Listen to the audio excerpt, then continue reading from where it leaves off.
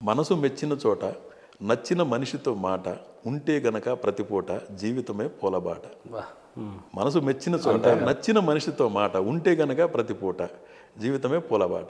ఇలాగా ఇప్పుడు వస్తువుల్లోనో రేంజ్ల్లోనో ఎందుకు కంపేర్ చేసుకుంటారు?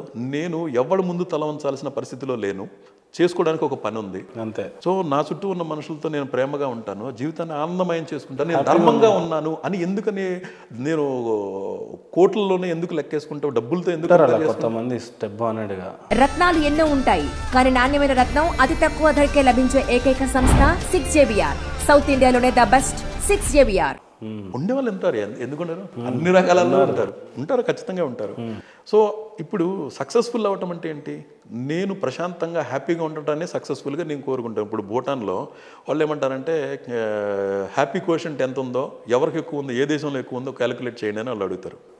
మన వాళ్ళేమో మా ఎకానమీ ట్రిలియన్స్లోకి వెళ్ళిపోయింది, ఇంత రేంజ్లో ఉన్నాం మేమని చెప్తారు కదా. మీ దేశంలో ఎవరు ఎక్కువ హ్యాపీగా ఉన్నారు, ఎంతమంది ఎక్కువ హ్యాపీగా ఉన్నారో లెక్క కట్టండి, దాంట్లో మేమే ఫస్ట్ వస్తామంటారు వాళ్ళు అదే అంటారు. అట్లాగా ఏ మనిషి హ్యాపీగా ఉన్నాడు, నాకు ఈ జీవితంలో లభించింది, నేను ఒక వృత్తిని ఎంచుకోబడ్డాను, దాంట్లో నాకు ఎథికల్గా నేను పనిచేస్తాను, ధర్మంగా కృషి చేస్తాను, నేను ధర్మంగా ఉండటానికి ప్రతి నిమిషం ఎంజాయ్ చేస్తున్నాను నేను. సో అంతే తప్ప నేను ఇన్ని కార్లు కొన్నాను, నాకు ఇంత కోట్ల డబ్బు ఉంది, లేకపోతే నేను ఇలా ఉన్నాను అని కంపేర్ చేసుకుంటే, వాటిని కంపేర్ చేసుకుంటే నీకు ఆనందం రాదు. కాబట్టి ధర్మంగా ఉండటానికి ప్రతి నిమిషం ఫీల్ అవ్వు, గ్రేట్గా ఫీల్ అవ్వు. అదే అది ఆ సాధన ఎవరైతే చేస్తారో సత్యవ్రతం అంటారు. అంటే సత్యాన్నే నమ్ముకునుండు, ధర్మాన్నే నమ్ముకునుండు. ధర్మం అంటే ఇతరులకి మనం ఎవరైనా మనకి ఏదన్నా చేస్తే మనం బాధపడతాం అనుకోండి, అది ఇతరులకి నువ్వు చేయకుండా జీవించడమే ధర్మంగా జీవించడం. సింపుల్ డెఫినేషన్ అది. మన మీద ఎవరైనా చాడీలు చెప్పారు, మనం బాధపడ్డాం, అది జీవితం ఇంకోటి చేయి. మాకు ఒకడు పాలమ్మేవాడు 50 రూపాయలు దాన్ని 55 రూపాయలకి అమ్మాడు, ప్రాఫిట్ వేసినాయి. అట్లా కాకుండా 100 రూపాయలకి అమ్ముతున్నాడు, కల్తీ చేసి అమ్మాడు అనుకోండి, బాధపడ్డావు. నువ్వే బిజినెస్ చేస్తున్నావు, దాంట్లో అలా చేయి మాకు. కరెక్ట్. చేయకుండా జీవించడమే ధర్మంగా జీవించడం. ఎవరైతే ధర్మాన్నే పాటిస్తారో, మిగతా ఇప్పుడు కొడుకులకి ఆస్తులు సంపాదించాలనో, ఇంకా పేరు ఏదో సంపాదించాలనో వాటి వెనకమాల పడుతూ ఈ ధర్మాన్ని వదిలేస్తే వాడు సఫర్ అవుతాడు. వాడికి మళ్ళీ శిక్ష కంటిన్యూ అవుతుంది. నేను అన్ని అట్రాక్షన్లు నీ చుట్టూ పెడతా, వాటికి లోను కాకుండా ఎవడైతే స్థితప్రజ్ఞతతో ఆ బుద్ధి కలిగి ఈ ధర్మాన్నే పాటిస్తాడో, ధర్మం అనే లైన్ తప్పకుండా దాన్నే ఒక సాధన, అది ఒక జీవన మార్గం. అది హిందూ మతంలో ఎక్కువ కరెక్ట్గా చెప్పి ఉన్నారు. ఎట్లాగా ఇది జీవితం అంటే, ఇట్లా సాధిస్తే జీవిత పరమార్థం నెరవేరుతుంది అని. ఇక్కడ ఒక చిన్న కన్ఫ్యూజన్ ఏంటంటే సార్, ఇందాక నుంచి చూసుకుంటూ వస్తే జాతకం అనే సబ్జెక్టు మతానికి ఆపాదించకూడదు, ఆస్ట్రాలజీ అనేది ఇది అందరి కోసము అని అన్నట్టుగా ఉంది. కానీ ఇక్కడ ఋషులు పరిశోధించి తీసుకున్నటువంటి సబ్జెక్ట్ జాతకంగా కనపడతా ఉంది అన్నట్టు ఒకటి. కర్మ గురించి ధర్మం అందరిలో ఉంటుంది. ఈవెన్ బైబుల్, ఖురాన్ ఏదైనా తప్పు చేయొద్దు, పైన వాడున్నాడు భయపడు అని అంటాడు. కర్మ అనేది కేవలం హిందూ మైథాలజీ సబ్జెక్ట్గానే కనపడుతుంది. కారణం ఏంటంటే మనకు ఒక ఆత్మ ఉంది, మళ్ళీ పుడుతుంది, జన్మలు అనే కాన్సెప్ట్ మనది. వాళ్ళకే ఉంటుంది, నువ్వు ఈరోజు చచ్చిపోతావు కానీ నీ ఆత్మ ఎప్పటికీ చచ్చిపోదు. దానికి ఇంటర్లింక్ ఏంటి? స్వర్గం ఉంటుంది, నరకం ఉంటుంది, అక్కడితో నీ జీవితం అయిపోయింది. జీవితకాలం నరకం ఉంటుంది, జీవితకాలం స్వర్గం అని అంటారు. ఇక్కడ చూసినట్లయితే సృష్టిలో ఉన్నటువంటి ఈవెన్ మొక్క కూడా అది దేవుడి యొక్క ఆధీనంలో ఉన్నట్టు, అది ఆత్మరూపంలో చాలా బాగా చెప్పారు. కానీ ఇక్కడ చూసినట్లయితే జాతకం ఓన్లీ హిందుత్వానికి ఆపాదించినట్టుగా కనపడుతుంది. అటు చూస్తేనేమో ట్రంప్ డాటర్ మీకు ఫాలో అవుతా ఉంది ఒకటి. రెండవది, జాతకం అంటేనే కేవలం ఇది వాళ్ళకి సంబంధించింది, రేపటి దాని గురించి చెప్పరని కొంతమంది అయితే దారుణంగా జోకర్ లాగా కూడా చూశారు జ్యోతిష్యాలని. ఇప్పటికీ అలానే చెప్తారు. వానికి బాగుంటే వాడి స్టూడియోలోకి వెళ్ళిపోయి ఎందుకు అడుగుతాడు మహేందర్, లేకపోతే ఆయన ఎందుకు చెప్తాడు అనే ఇది కూడా ఉన్నారు. ఎట్లా వీళ్ళకి ఏ రకంగా స్పందిస్తారు మీరు? అంటే ఇప్పుడు ఇది నమ్మకాలతో, అంటే కొంతమంది నేను నమ్మను అని చెప్తుంటారు కదా. జ్యోతిషాన్ని నేను నమ్మను అనే వ్యక్తులు కనుక సరైన సబ్జెక్ట్ని ఒక 5 సంవత్సరాలు ప్రాక్టీస్ చేసిన తర్వాత వాళ్ళ సబ్జెక్ట్ని చదువుకుని జరిగిన సంఘటనలనే వాళ్ళ హోరోస్కోప్లో ఈ విధంగా రాసుందా, వాళ్ళ పామిస్ట్రీలో ఈ లైన్స్ ఉన్నాయా, వీళ్ళు ఇలా ఇప్పుడు జలగండంలో చనిపోయాడు అన్నారు అనుకోండి, హోరోస్కోప్లో ఒక కాంబినేషన్ ఇస్తాడు, ఇట్లా ఉంటే జలగండంలో చనిపోవడానికి అవకాశం ఉంది. తర్వాత జడ్జి అయ్యారు అన్నారు అనుకోండి, వాళ్ళకి ఈ కాంబినేషన్ ఉంటే ఇతను జడ్జి అవుతాడు అని రాసి ఉంటుంది. ఫలానా ఈ కాంబినేషన్లో పామిస్ట్రీలో మీరు ప్రతి సబ్జెక్టులో కనుక చెక్ చేసుకుంటే ఒక 5 సంవత్సరాలు నిజంగా నేర్చుకున్న వ్యక్తిని ఇప్పుడు నేర్చుకున్న తర్వాత విమర్శించమని చెప్పండి. ఎవరైనా ఇప్పుడు నేను జ్యోతిషం నమ్మను అని చెప్తారు కదా, వాళ్ళు ఒక 10 మంది ఆస్ట్రాలజర్ని కలిసి ఉండొచ్చు, వాళ్ళు చెప్పిన జరగకపోవటం వలన వాళ్ళు ఏర్పరచుకున్న అభిప్రాయం అది. అంతే తప్ప ఎవరు 10 ఏళ్ళు గనక దాంట్లో సబ్జెక్టులో కృషి చేసి జ్యోతిషం లేదని ఒక్క వ్యక్తిని చెప్పమని చెప్పండి. ఎవరైనా సబ్జెక్టు నేర్చుకున్న తర్వాత పరిశోధన చేసిన తర్వాత ఒక 5 సంవత్సరాలు సాధన చేసిన తర్వాత ఇప్పుడు చెప్పునైనా ఉందంటావా లేదన్నావా ఆ క్వశ్చనే రాదు. ఇంకా అప్పుడు సబ్జెక్ట్ అంగీకరిస్తాడు అప్పుడు అంటారు. ఇప్పుడు నేనైనా అట్లాగే వచ్చినాను, నేను గుడ్డిగా ఊరినే సబ్జెక్ట్ని నమ్మేస్తానని రాలేదు. నేను ఇది నిజంగా ఉందా, ఇది ఏంటిది తెలుసుకుందామని దాంట్లో పరిశోధన చేస్తా వచ్చిన తర్వాతే అది ఎంత గొప్ప సైన్స్ అనేది నాకు అర్థమైంది. ఓకే, అది మన మహర్షులు కనిపెట్టారు, అది మన పెద్దలు ఇచ్చిన గొప్ప గిఫ్ట్ అది. ఓకే, దాన్ని సరైన స్థాయిలో అర్థం చేసుకోకుండా ఎక్కువ మంది రాంగ్కు వెళ్ళారు.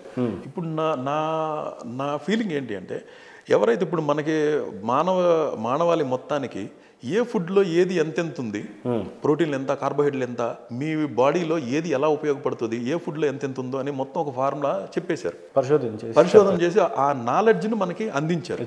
ఇప్పుడు మీరు ఇప్పుడు ఫిట్నెస్తో ఉండాలనుకుంటే ఏం చేస్తారు, ఇమ్మీడియట్గా మీరు మీ పరిస్థితి ఏంటి ప్రస్తుతం అని తీసుకుని ఏవి ఎక్కువ ఉన్నాయి మీ బాడీలో, ఏవి తక్కువ ఉన్నాయో తెలుసుకుని వాటిని ఎలాగా తగ్గించాలి, ఏవి పెంచాలి, డైట్ని ఫాలో అవుతుంటారు కదా. అది మానవాళికి అతను చేసిన మహోపకారం. అట్లని చెప్పేసి అతను ఫార్ములా వదలంగానే మొత్తం ప్రపంచం అంతా అందరూ దాన్ని పాటిస్తున్నారా? అంతే కదా. ఆరోగ్యంగా ఉండాలని అందరూ కోరుకుంటారు, కానీ వాళ్ళు మనసుకు లోనయ్యి ఆ పాటించాలి లోనయ్యి దానికే వరేషియస్గా ఎందుకు తింటారు? ఒక పద్ధతి లేకుండా ఇప్పుడు తినటం తాగటం వలన కానివ్వండి, మీరు క్రమ పద్ధతిలో తింటే మీరు కరెక్ట్గా బాడీని మెయింటైన్ చేయొచ్చు అని ఆల్రెడీ ఒక ఫార్ములా అందించారు కదా. అట్లాగా ఇప్పుడు ఈ నాలెడ్జ్ ఎవరికి వాళ్ళు నేర్చుకున్న పాయింట్లని కరెక్ట్గా వాళ్ళకి తెలిసిన సబ్జెక్ట్ని చెప్పుకుంటూ వచ్చారు. మీరు మీకంటూ ఒక పరిశోధనను పెట్టుకొని ఏ పాయింట్లు ఎవరెవరు దాంట్లో కరెక్ట్గా ఉన్నాయో, ఇప్పుడు డైట్ గురించి ఒక్కొక్కళ్ళు ఒక్కొక్క ఒపీనియన్ రాస్తారు, అందరూ ఒకటే రాయరు. మళ్ళీ ప్లాంట్ బేస్డ్ ప్రోటీన్ అని, యానిమల్ బేస్డ్ ప్రోటీన్ అని, ఇలా రకరకాల వాదనలతో ఉంటారు కదా. మళ్ళీ కీటో డైట్ అని రకరకాల డైట్లు ఉంటాయి కదా, ఇంటర్మీడియట్ ఫాస్టింగ్ అని. మీకు ఏది సూట్ అవుతుందో మీ జీవనశైలికి దాన్ని పాటించి మీకు అల్టిమేట్గా కావాల్సింది ప్రయోజనం మీకు నెరవేరాలి, మీ యొక్క ప్రతిఫలం మీకు లభించి మీరు హ్యాపీగా ఉండటమే కావాలి. సో ఇక్కడ అట్లాగే డెస్టినీని డిజైన్ చేసుకోవడానికి నంబర్స్, ఆస్ట్రాలజీ ఖచ్చితంగా ఉపయోగపడుతుంది. డెస్టినీని డిజైన్ చేసుకోవడానికి కాన్ఫిడెంట్గా పక్కా 100%. ఇప్పుడు 25 సంవత్సరాల నుంచి నేను అదే చేస్తున్నాను. నా జీవితంలో అన్నీ పక్కన పెట్టేసి దీన్నే పరిశోధన చేసుకుంటూ వచ్చాను. సో ఎక్కడ నేను ఒక క్షణం కూడా నా జీవితంలో రిగ్రెట్ అవ్వాలి ఈ సబ్జెక్టులోకి వచ్చినందుకు కూడా. ఇంకా నేను చాలా గర్వపడతాను, ఇంత గొప్ప సైన్స్ మన వాళ్ళు కనిపెట్టారు, దీన్ని కరెక్ట్గా ఒక్కొక్కళ్ళు ఒక్కొక్క పాయింట్లో ఇచ్చారు. కొన్ని అద్భుతమైన పాయింట్లు వాళ్ళ బుక్స్లో చెప్పున్నారు. సో మీరు అన్నిటినీ నేర్చుకున్న తర్వాత మీకు కరెక్ట్ అయింది, మీకు ఏది సూట్ అవుతుందో నేర్చుకున్నారనుకోండి, మీ పద్ధతిని మీరు డెవలప్ చేసుకున్నారనుకోండి, అది ఖచ్చితంగా ఉపయోగపడుతుంది. ఇప్పుడు మీరు డైట్ నాలెడ్జ్ తెలుసుకోవడం అనేది మీ జీవితంలో ఉపయోగపడదా? ఖచ్చితంగా. సపోజ్ ఇప్పుడు మీరు ఖచ్చితంగా డైట్నే పాటిస్తూ ఉన్నారనుకోండి, అట్లని చెప్పేసి మీకు అసలు అనారోగ్యమే రాదా? వస్తుంది కదండి. మరి ఎట్లాగో వచ్చినప్పుడు ఇది పాటించడం వలన యూజ్ లేదు, ఇంకెందుకు ఇది వేస్ట్ అంటారా? అనలేము కదా. ఎందుకు? మీకు స్టామినాను కానివ్వండి, రెసిస్టెన్స్ పవర్ కానివ్వండి, అల్టిమేట్ రిజల్టే కానీ మధ్యలో వచ్చే చిన్న నేను ఎంత డైట్ ఫాలో అయినా కూడా నాకు కరోనా వచ్చింది అన్నారు అనుకోండి, నేను జబ్బులు గురయ్యాను, లేకపోతే బ్రెయిన్లో ట్యూమర్ వచ్చింది అన్నారు అనుకోండి, అట్లాంటప్పుడు నేను ఇది పాటించడం వేస్ట్ అని అనుకోవచ్చు కదా. అంతే కదా. అలా ఉండదు కదా. అట్లాగే మీరు మీ జీవితంలో లక్కీ నెంబర్స్ ఏంటి, అన్లక్కీ నెంబర్స్ ఏంటో తెలుసుకొని దాన్ని పాటిస్తూ వచ్చారనుకోండి, ఖచ్చితంగా మీ లైఫ్ని మీరు సెట్ చేసుకోవచ్చు. నేను ఎప్పటి నుంచో అనుకుంటా ఉన్నాను ఏంటంటే, మన ఇంటర్వ్యూ అంతా ఈ టాపిక్ల మీద వెళ్తుంది, కానీ అసలు ఇప్పుడు ఈ జ్యోతిషానికి సంబంధించిన ఇంటర్వ్యూ చూడటం వల్ల నా లైఫ్కి ఏమైనా ఉపయోగపడిద్దా అనుకున్నారనుకోండి, నేను అది ఒకటేం చెప్పదలుచుకున్నానంటే, ఎవరైనా ఒకటో నంబర్ టోటల్ చేస్తే 1 వచ్చే నంబర్లో పుట్టిన వాళ్ళు 1, 10, 19, 28 తారీఖుల్లో పుట్టిన వాళ్ళు ఎవరైనా ఉన్నారనుకోండి, 1, 10 టోటల్ చేస్తే 1 + 0 1, 19, 1 + 9 10, మళ్ళీ 1 28. సో ఇవన్నీ 1వ నంబర్లు, సిరీస్ నంబర్లు. ఈ తారీఖుల్లో పుట్టిన వాళ్ళకి 8 అన్లక్కీగా ఉంటుంది.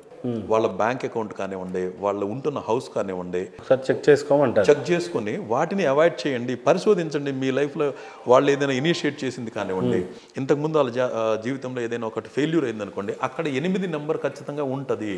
8 నంబర్. సపోజ్ 9 వస్తే 9 న్యూట్రల్ అండి. 9 వాళ్ళకి న్యూట్రల్. సో ఇక్కడ గమనించాల్సింది ఒకటో నంబర్లో పుట్టినప్పుడు 9 వచ్చి ఉంటే చెప్తాను, అది ఒక్కొక్క నెంబర్ చెప్తాను. ఓకే. సో 1 నంబర్ వాళ్ళకి 8 అన్లక్కీ నెంబర్, వాళ్ళకి శనివారము 8 కలిసి రాదు. ఓకే. 1లో పుట్టిన వాళ్ళకి 1, 10, 19, 28లో పుట్టిన వాళ్ళకి సూర్యుడు అధిపతి, సూర్యుడికి శని శత్రువు. శని నంబర్లు 8, 17, 26 శనివారాలు.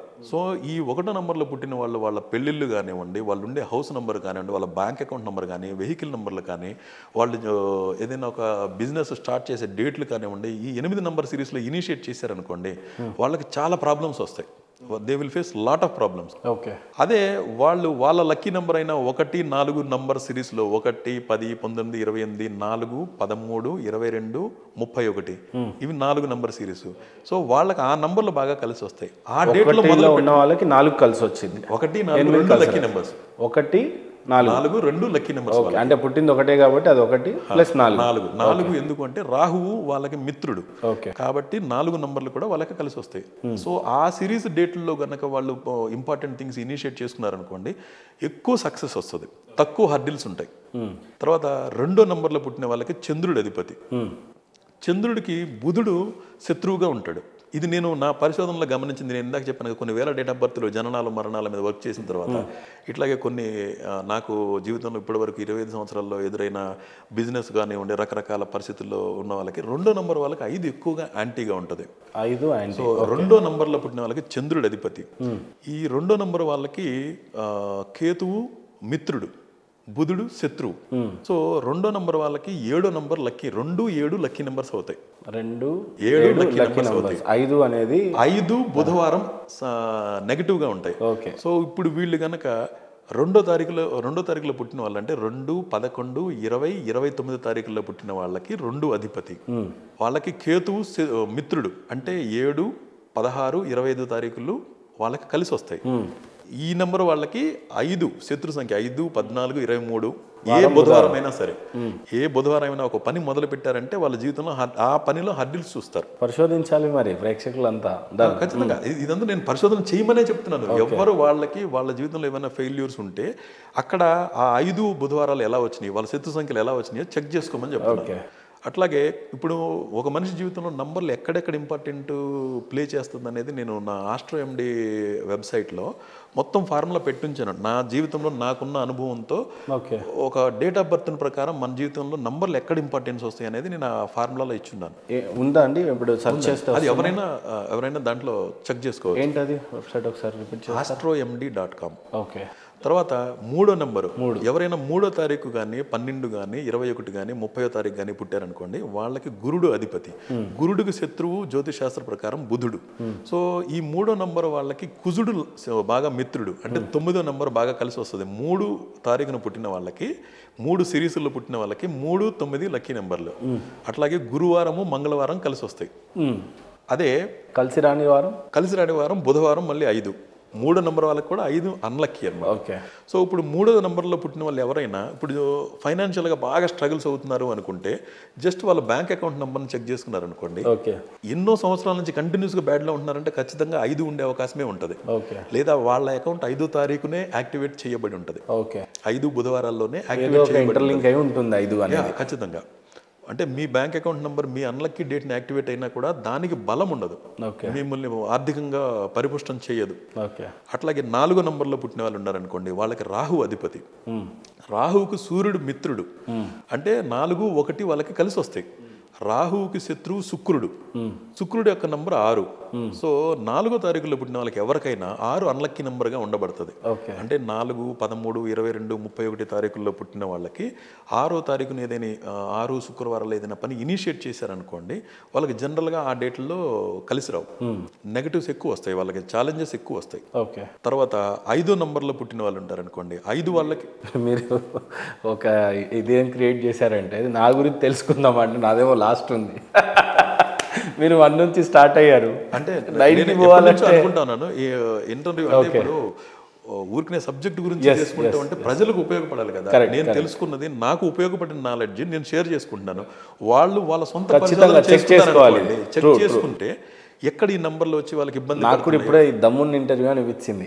కారణం ఏంటంటే ఎటో పోయేదానికన్నా నిజంగానే బాలమునంగి గారికి ఉన్న సబ్జెక్ట్ ఏంటి అన్న అంత కిక్ తెప్పించారు ఫైనల్గా.